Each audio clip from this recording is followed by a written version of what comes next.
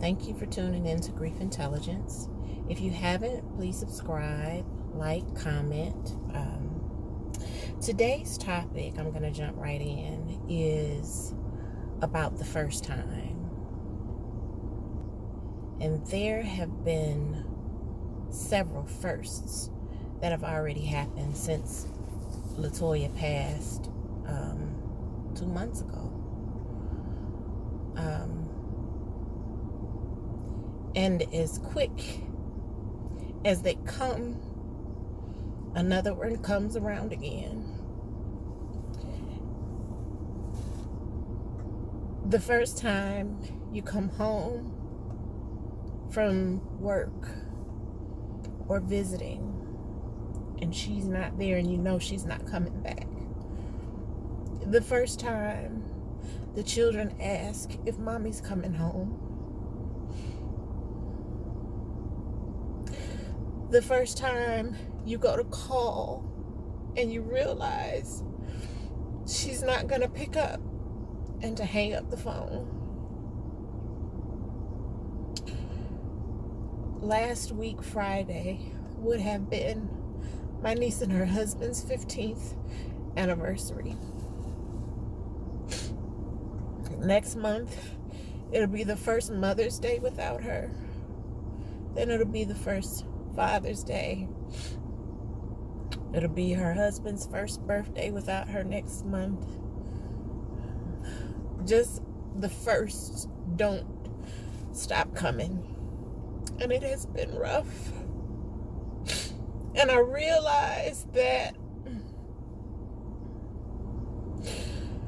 I have been feeling so many things over the last couple weeks, and I couldn't put my finger on it. But it's like everything just keeps coming. It doesn't slow down. And I'm so glad that my brother shared Daddy's observation about people being like goldfish and all of us existing in our own bowls. Because had it not been for that perspective, I'd be far angrier.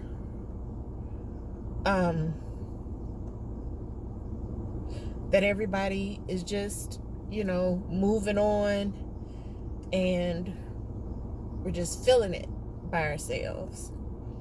Or so it seems. There was someone who texted me a few weeks back and just jumped into asking me to do things. I need you to do this. I need you to take notes. I need you to be the chairperson of this. And, just blah, blah, blah, blah, blah, what they needed from me. And when I looked at the text, I went cold. I just numbed out. And I didn't respond. I didn't have anything nice to say, that's for sure. But I was just like, wow. And then a couple days later, she texts back, please excuse me.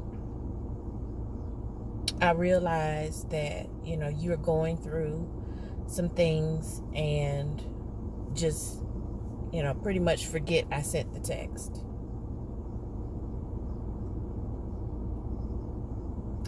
And as much as I talk, about how I'm feeling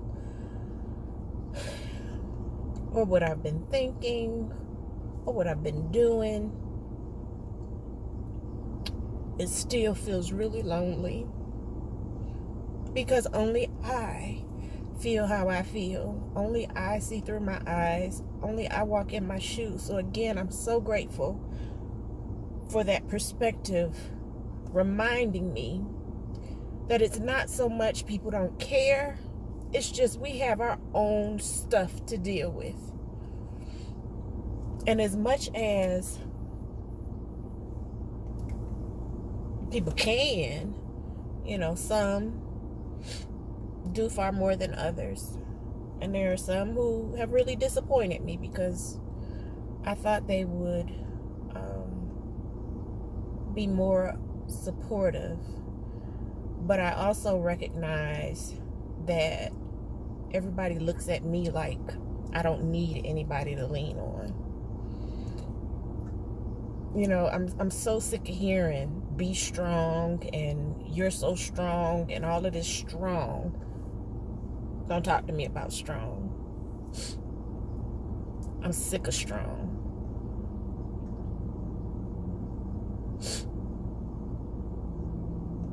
And so when I can only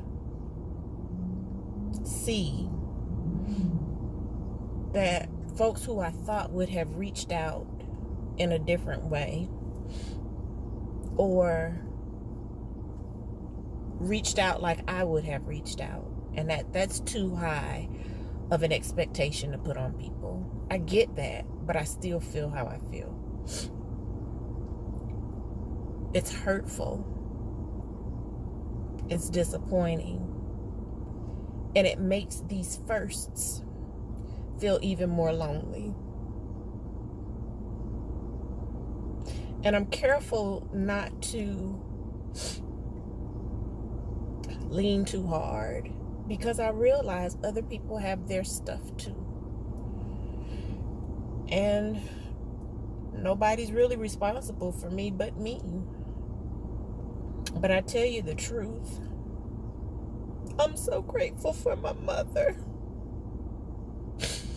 And I think about all the people who don't have their mother to lean on. But that's really, really special.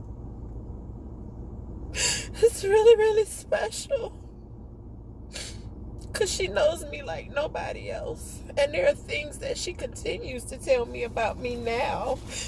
And I didn't even realize it about myself. So, even in the midst of, I know there are sunny spots. I know there are rainbows. But it still doesn't make all of these firsts any easier. And knowing that they're going to come around, and I can't expect anybody else to be really thoughtful when it comes to me. I just, some people will, or a couple people will, and others, they'll be, doing their thing, understandably so. But I'm trying to figure out how to prepare myself for the next load of firsts that are gonna come. And I said for my birthday going forward, one of the things about my niece, she's a really picky eater.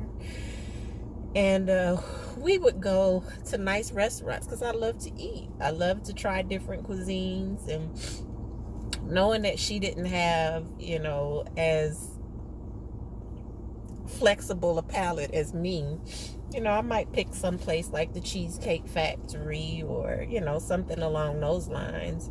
And I remember one year we went and she ordered a hamburger.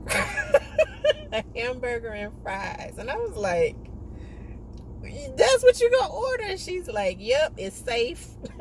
I don't know, if I'm going to like anything else, and I don't want to act up on your birthday. And I was just like, man. So I said, going forward, every birthday for me, my birthday, I'm going to go to a nice restaurant and order a burger and some fries. I'm going to order what I want too, but I'm going to order that for her. Yeah. And if I'm going to sit there and cry, I'm going to sit there and cry. And it's fine. Because I need my tears. My tears are for me. I'm not crying for her. She is so good. I'm crying for me.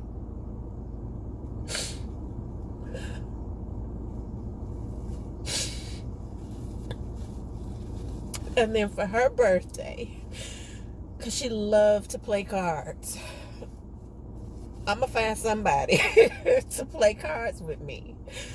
I'm gonna find somebody to just play games and remember her and the way she liked to enjoy herself. So that's two firsts that I got covered. But I'll tell you another first that really messed me up. Was seeing her death certificate. I wasn't ready. Seeing her urn for the first time. I wasn't ready.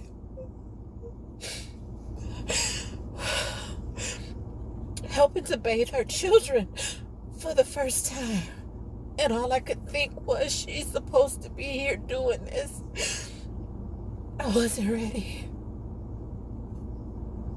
And I guess you just can never be ready. But like Mama said, you gotta go through.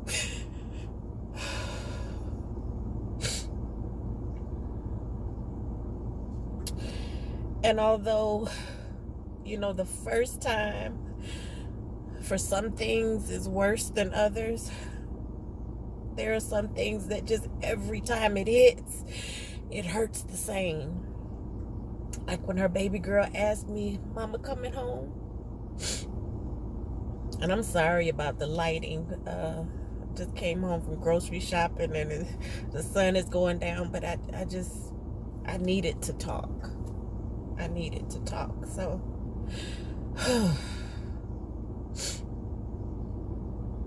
my son having to comfort me, like it was the best and worst at the same time, to know that he heard his mama crying from the other room, and he came running to see about me.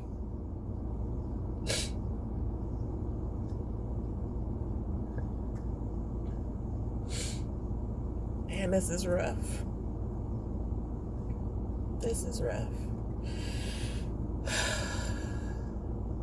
And most of the time, I hold back because I know everybody else is going through their first too. And especially like my nephew, he's having so many more firsts than the rest of us because there were so many things they did together. And my heart goes out to him. And I just hope he feels supported and loved, and not like we're her family, but we're still his family too. And we're never letting go of him.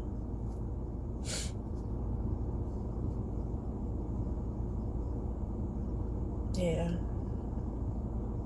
So anyway, I'm just thinking now about a guy I used to know, and he decided every year, the month that his mother passed, that he was going to be depressed.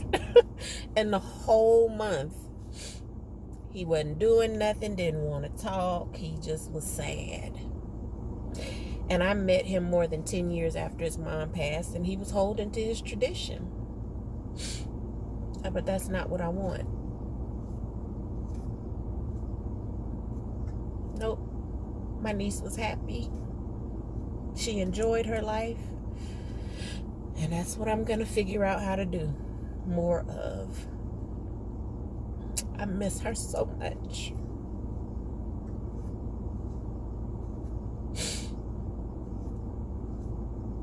And saying that this time, it feels just like the first time I said it. It just doesn't even matter.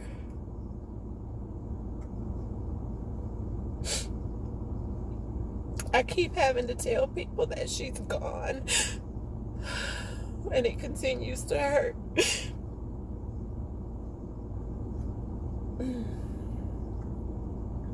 And it will. It will for a while. But that's okay. It's gonna be okay.